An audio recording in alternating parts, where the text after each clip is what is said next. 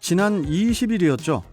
정부 서울청사에서 열린 서해 5도 종합발전 계획이 올해 종료될 예정이었지만은 정 총리의 특별 지시로 정부가 변경 계획을 마련해 향후 5년간 추가 지원을 약속했다고 합니다.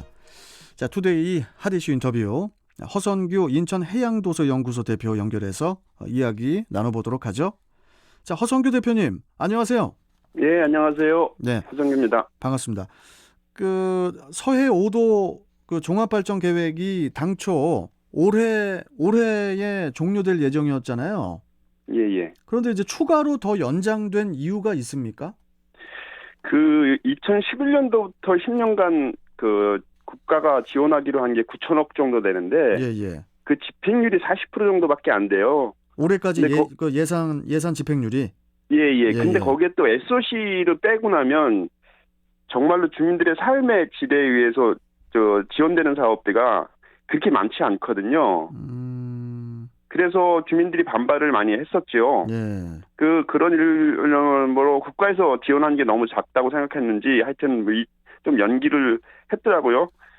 근데 거기에 이제 전체 사업비를 보면 9,109억 원이었는데 예. 그게 1,524억 줄어서 이제 7,585억 정도로 확정이 됐더라고요. 예. 물론 이제 국비는 4,599억에서 5,557억으로 958억 증가하긴 했는데 그래도 사실은 이제 전체 사업비가 좀 줄어든 감이 있어서 좀 아쉬운 점이 있긴 합니다.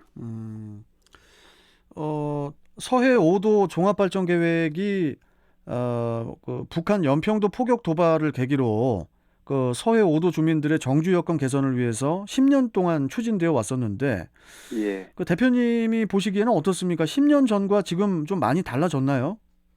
아니요.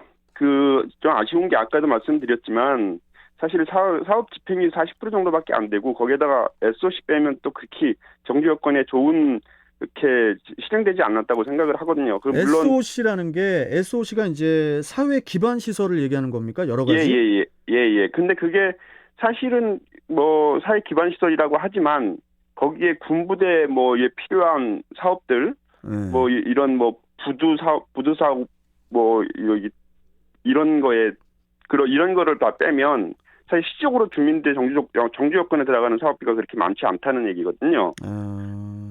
그래서 지금 연평도 같은 경우에도 포격 사건 나고 그다음에 이제 포격 때문에 유실됐던 그 집들 파괴됐던 집들 이건 수리를 해준다고 했었는데 사실은 거기에 개인 주택들만 해줬지 사실은 이 다른 뭐 상가나 뭐 이런 데는 사실 지원을 안 해줬거든요. 아니 피해를 같이 입었는데 뭐 상가나 주택을 따져서는 안 되죠. 그러게요. 근데 그렇게 따져서 지금 뭐 근린생활시설 이런 데는 지원을 안 해줬어요. 개인주택만 해주고. 아니 그게 말이 됩니까 그게? 그래서 그거에 대한 불만들이 주민들이 많았죠. 예. 예, 그래서 사실은 지금 뭐 아주 미비한 게 너무 많아요.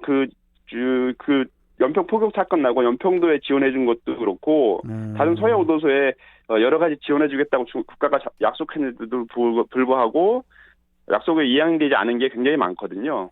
그래서 뭐 그렇게 그리고 10년 동안 지원해줬다고 하지만 주민들의 삶의 질에 있어서는 그렇게 많이 변하지 않았다.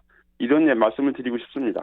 그러면은 아까 방금 말씀하셨던 그 주택이나 그 가게 수리 부분에 있어서 예. 그런 사업은 계속 추진이 되는 겁니까? 그 5년 내에 다시 연장된 5년 안에 그 사업 계획이 들어가 있더라고요. 다행히. 포함돼 있어요. 예. 그리고 그런 부분도 있던데요. 그 서해 5도 주민분들에게 매달 5만 원에서 10만 원을 지급하는 그런 생활지원금 제도 이것도 지금 포함되어 있는 거죠?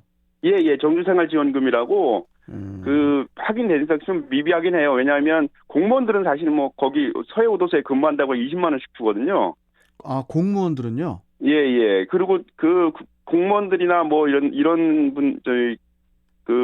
준공무원들 뭐 이런 사람들도 사실은 15만 원, 20만 원 뭐 이렇게 되는데 불구하고 주민들은 사실 10만 원 정도 되거든요. 거기에도 또 사는 기간이 길어야 거의 10만 원이고 짧으면 또 5만 원이고 뭐 이런 아주 불합리한 제도들이 좀 많이 존재하고 있습니다. 아니 그리고 이제 그 최근 백령도에서 교통사고를 당한 30대 여성이 예, 예. 그 제때 수술을 받지 못해서 숨진 일이 있었잖아요. 예, 예. 그만큼 그 아직도 의료 시설을 비롯해서 정주 환경이 열악하다는 뜻 아니겠습니까? 그렇죠. 지금 이제 그분 굉장히 좀 안타까운 사연인데, 네. 사실은 의료 시설만 좀 잘 갖춰졌으면 살 수 있었다는 거거든요. 네.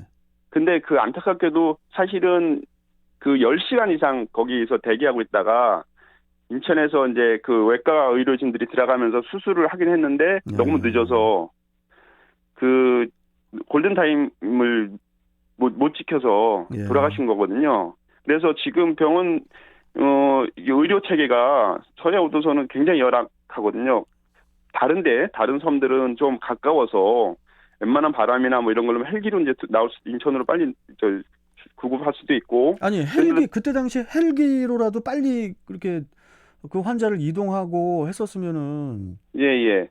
근데 그때 안개가 많이 껴갖고 헬기가 못 떴어요.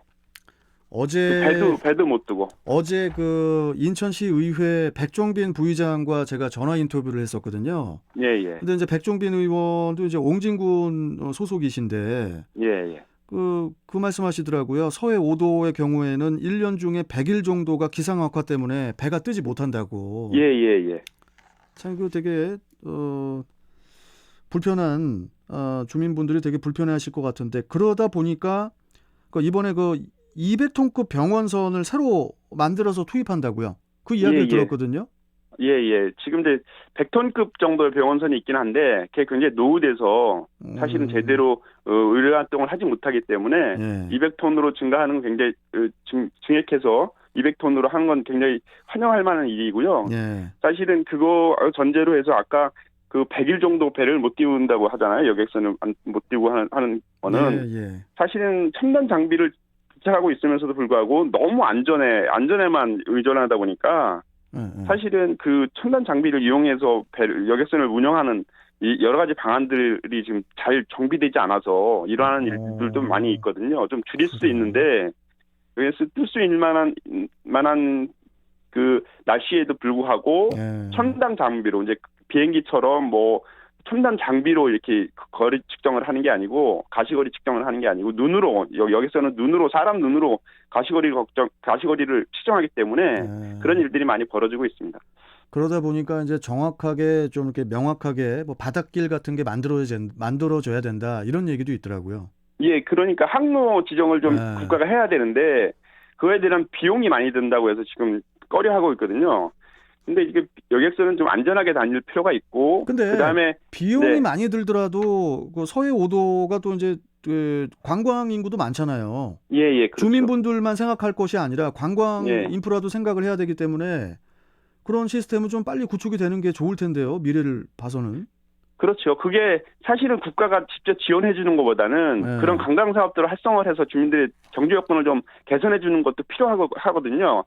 그거는 사실 간접 자본이지만 지역 주민들한테는 굉장히 좋은 경제적 활동이거든요. 그래서 그런 항로 지정 이런 거는 국가가 좀 돈이 좀 들어간다고 하더라도 이건 빨리 지정해 주는 게 옳은 일인 것 같습니다. 알겠습니다. 서해 5도 주민이 만족할 수 있는 그런 체감형 정책들이 잘 추진될 수 있기를 바라겠습니다. 자, 대표님 오늘 말씀 잘 들었고 또 뵙도록 하겠습니다. 고맙습니다. 예. 네, 지금까지 허선규 인천해양도서연구소 대표와 이야기 나눠봤고요.